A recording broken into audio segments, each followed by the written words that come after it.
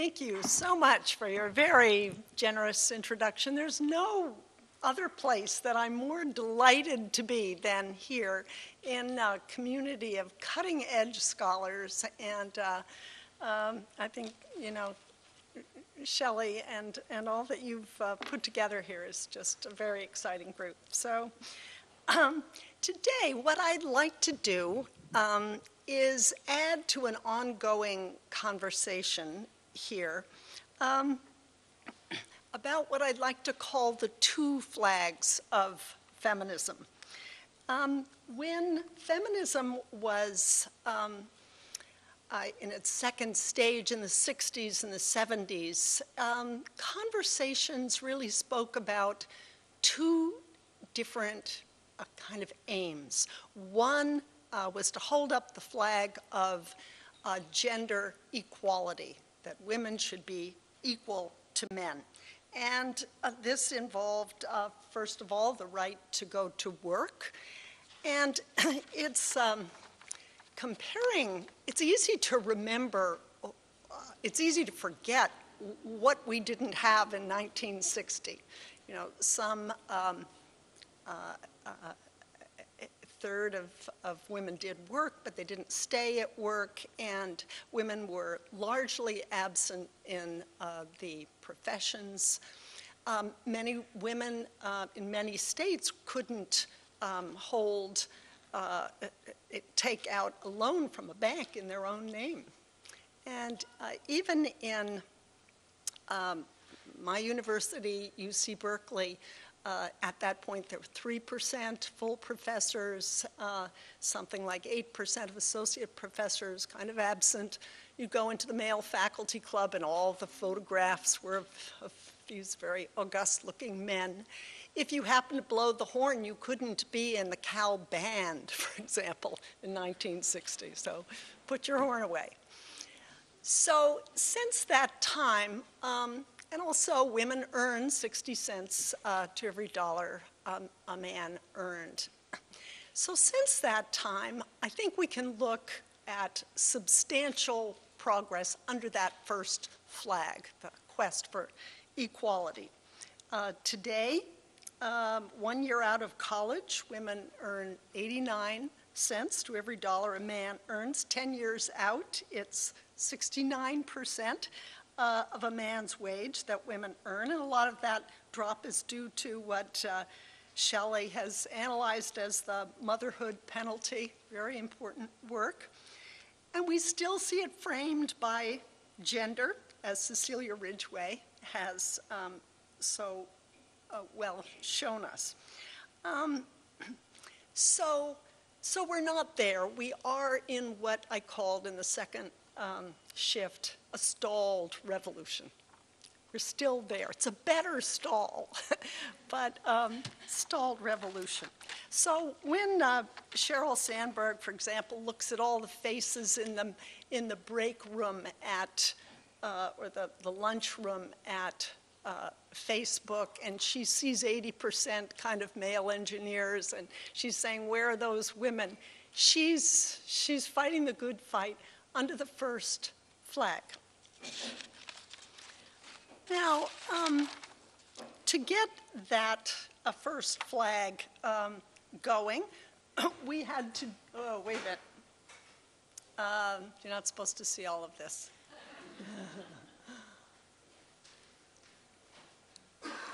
You get this. All right. I want to be, let's see. There. You know what, this one doesn't look the same way mine does.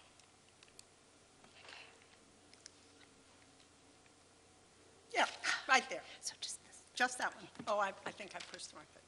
Okay, so we had to work on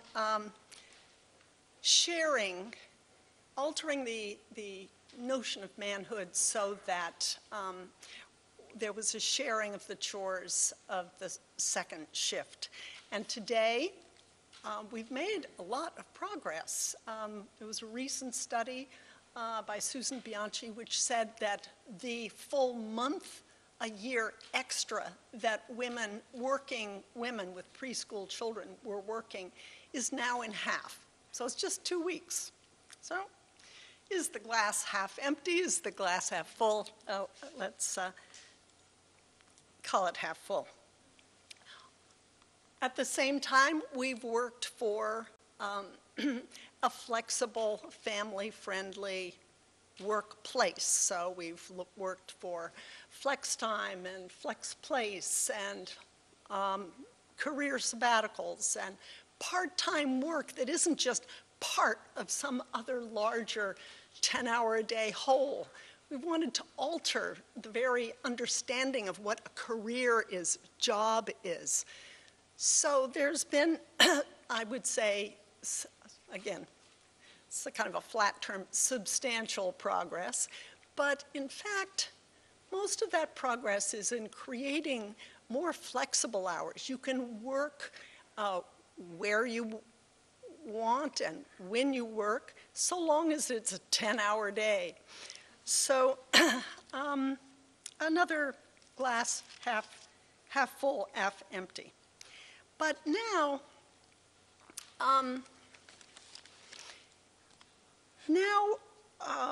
I want to talk about the second flag. Because in the early blush of feminism, there was an idea, we're going to fight for equality between men and women, but we're also going to fight to transform the world within which men and women would be equal. So, because there was a critique, do men have an ideal life in those 10-hour days? Do women want to join them and be equally workaholic? Is that liberation? Well, there was a critique of the cultural model of manhood and of society in general. So the idea is a kind of a larger second flag. And I would submit that we've launched forward with the first flag, but that we've dropped in large part that second flag. And so my talk with you today, the conversation I want to extend here at the center, is about that second flag. Because as I've earlier argued, capitalism kind of got men before it got women, for the middle classes at least. You know, women were staying home, men were out there struggling. And the culture of capitalism sort of came to define men. They came to define themselves by how much they earned and the like. So they were put in a more rough and tumble world, a more aggressive world, a less humane world, we would say. So is that the world we would be equal within, or is it our job to change that too? So what I'd like to do today is focus on one kind of transformation we could have in mind. There are many possible ones, and maybe in a question section we can talk about that. But that is the tilt in the balance, not just between men and women, but between the sphere of family community on one hand and the sphere of the market on the other. Are we moving into an everything for sale world? And is that where we want to be? I believe that we are moving in that direction gradually, and that the reason I think it's important for us to look at is that I think we're ignoring it. And we're ignoring it not because we don't see it. We're ignoring it because what we see seems so normal. And it's come to seem normal in a very gradual way. So what I'd like to do today is kind of share with you a journey that I have been on in what I've called on the market frontier. And I'm going to just tell you kind of what to hold in mind as you're on this journey with me. And that is that we're